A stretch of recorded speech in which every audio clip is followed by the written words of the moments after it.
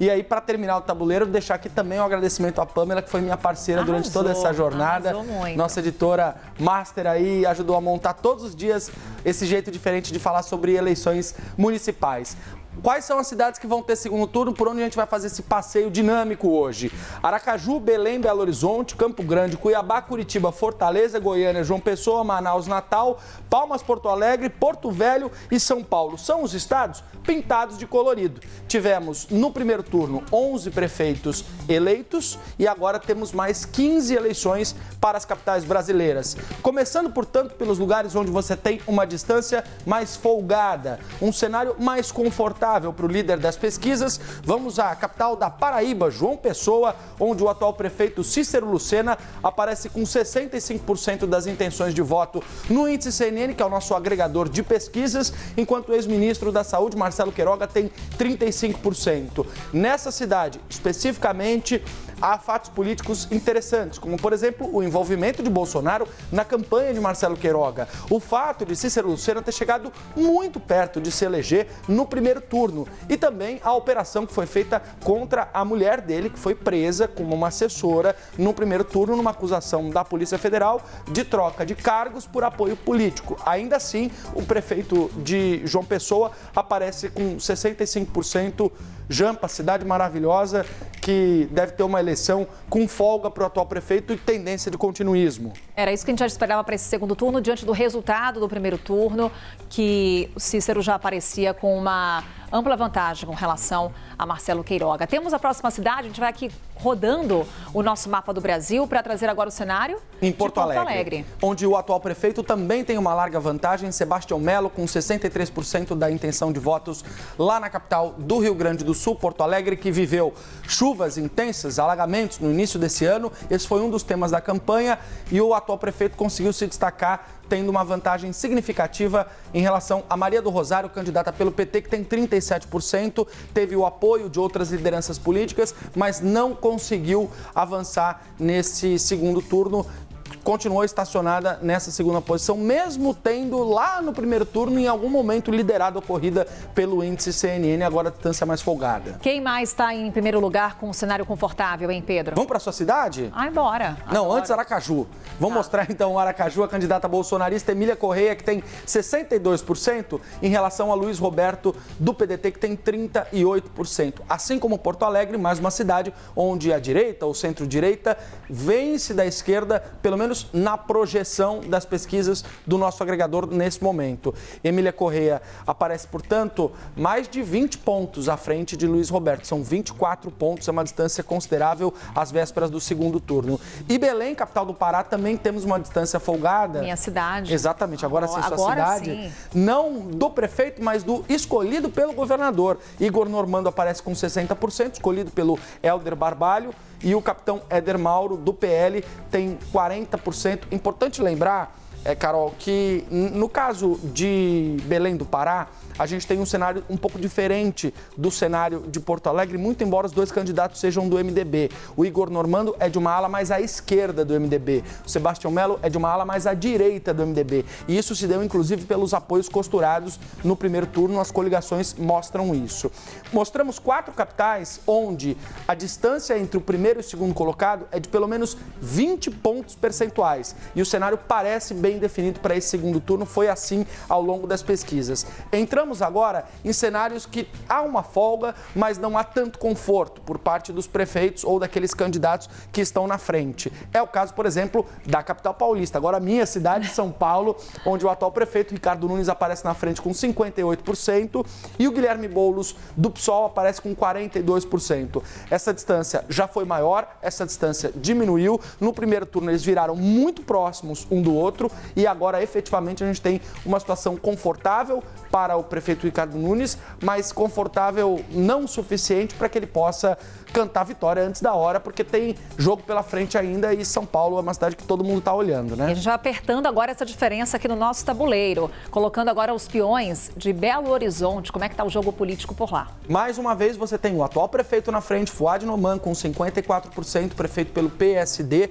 de Gilberto Kassab, ele que conseguiu construir um arco de alianças grande no primeiro turno, venceu os candidatos candidatos que estavam pela esquerda, como Duda Salabert do PDT, como Rogério Correia do PT, e passou inclusive com este apoio da esquerda para o segundo turno. Até porque o adversário dele é um bolsonarista, Bruno Engler, deputado que tem 46% das intenções de voto pelo índice CNN, além da diferença que aqui é de 8 pontos, há uma diferença de 50 anos entre os candidatos que representam gerações diferentes. Vantagem para o prefeito, mas ainda que ele ganhe, Bruno Engler sai dessa eleição muito fortalecido, com muita força política local, aglutinando a direita lá em BH. E em Campo Grande, hein? Vamos ver então, capital do Mato Grosso do Sul, Campo Grande, onde a gente tem aqui, pela primeira vez no tabuleiro, nesse nosso giro, uma desvantagem para a atual prefeita, que é a Adriane Lopes, que aparece com 46%, ela que é prefeita pelo Progressistas e está perdendo nas pesquisas, nas projeções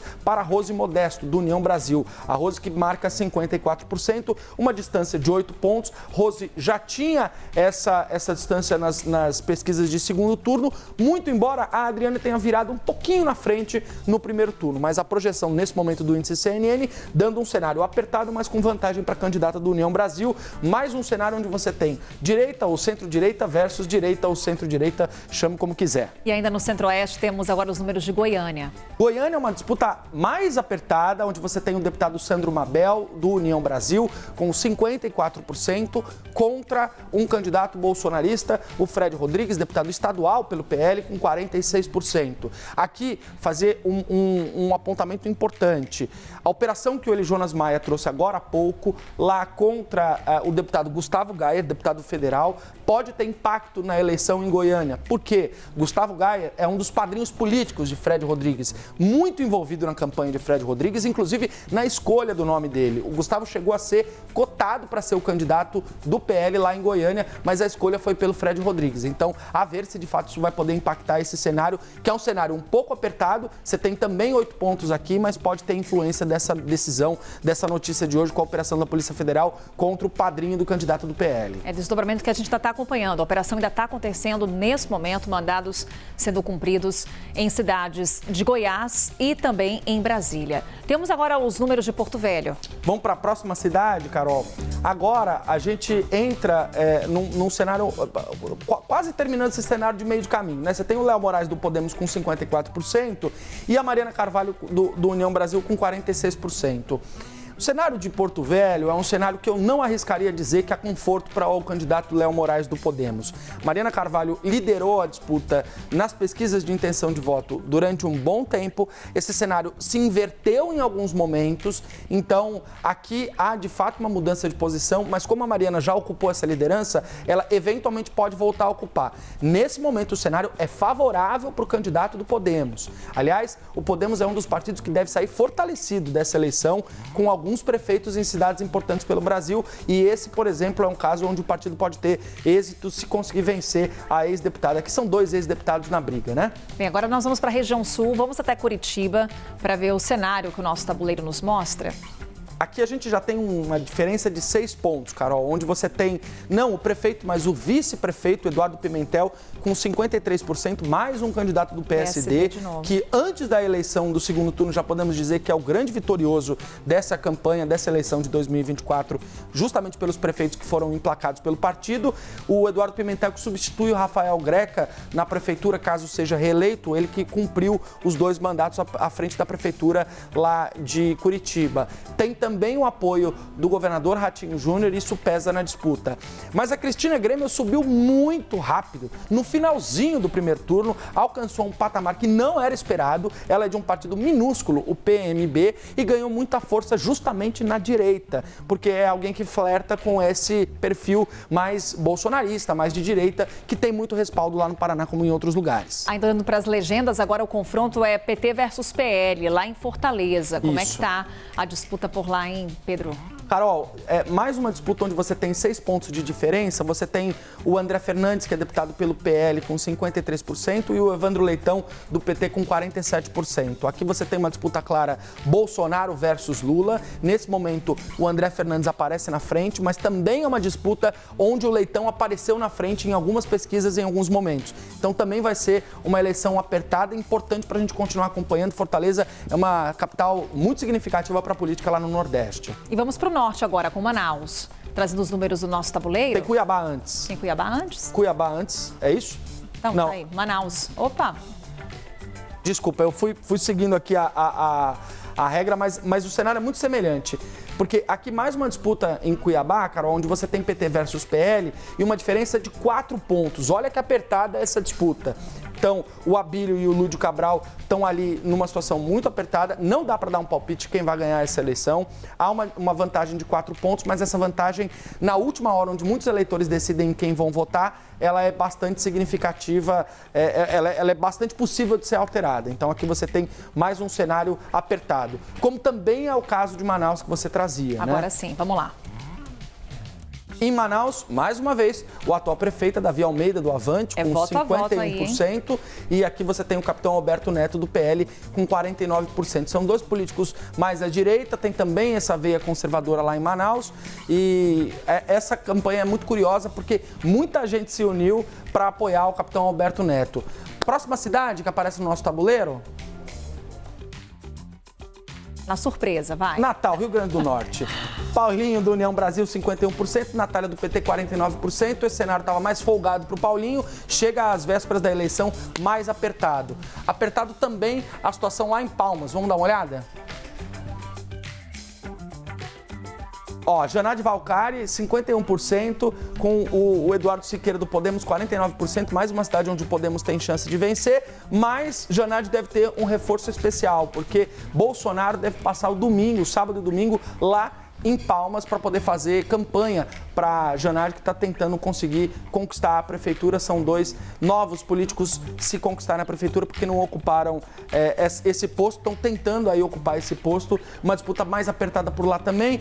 Um giro no nosso tabuleiro, falamos das 15 cidades brasileiras que estão no segundo turno e termino fazendo um agradecimento ao IPESP, Instituto IPESP Analítica, que faz justamente o índice CNN, constrói o nosso agregador de pesquisas e foi super parceiro durante toda essa eleição para a gente poder conseguir montar e mostrar o tabuleiro atualizadíssimo todos os dias aqui para quem acompanha o Novo Dia. E a gente agradece Pedro Duran por todo o empenho no tabuleiro eleitoral durante esse período. É isso, Pedro Duran, trazendo essa ideia para a gente trazer para vocês o resumo das pesquisas eleitorais nessa disputa que acompanhamos em 2024. Ao Pedro Duran e toda a equipe envolvida também, claro, nesse trabalho. Pamela Cadamuro, nossa editora, nosso editor-chefe Pedro Beltrão. Olha, a lista é grande, viu, gente? Mas fica aqui o nosso agradecimento, claro, a você que confiou aqui no nosso trabalho. Valeu, Pedro. Valeu, Carol. Super obrigado. Obrigado para você que acompanhou o tabuleiro também.